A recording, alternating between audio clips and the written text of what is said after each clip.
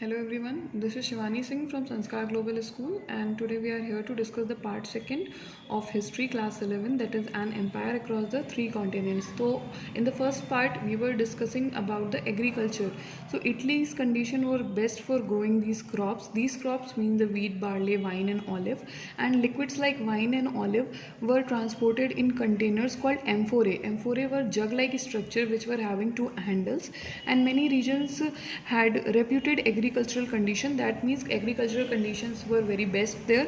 Italy, Sicily, Egypt and southern Spain were some wealthiest ones, and on the other hand large Roman territories were less advanced and they were not that much developed. In the case of agriculturals also, there were so many pastoral and nomadic communities also. They carried their oven shaped houses along with them where they moved.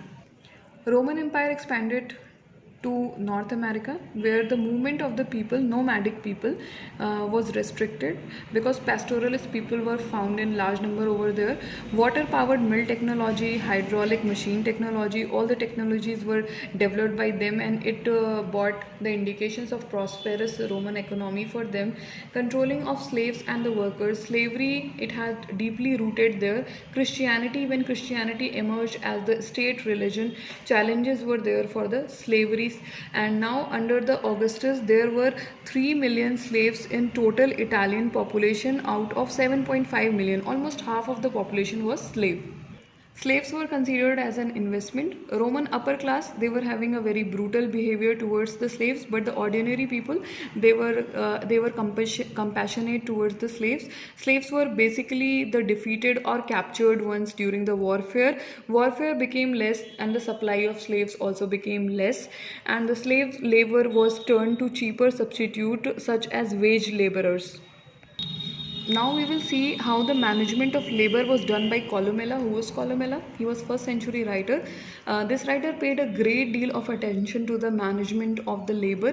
He recommended that the landowners should keep a stock reserve of implements and total twice as they have, because there can be need at any time for the labor. Now without separation no work would ever get done. He was the one who proposed that the slaves should be shackled by a chain in their legs. So supervision was paramount means for of supreme importance for the free workers and for the slave also. To make supervision, he said that the workers should be divided into a small gang of 10. So the squad of 10 was very easy to be supervised. Now we will talk about Pliny. Who was Pliny? The author of natural history was Pliny, and he said that the method of shackling the slaves, or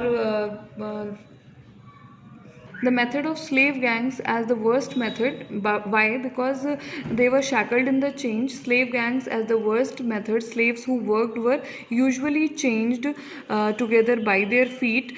Pliny describes the condition of the factories of the Alexandria.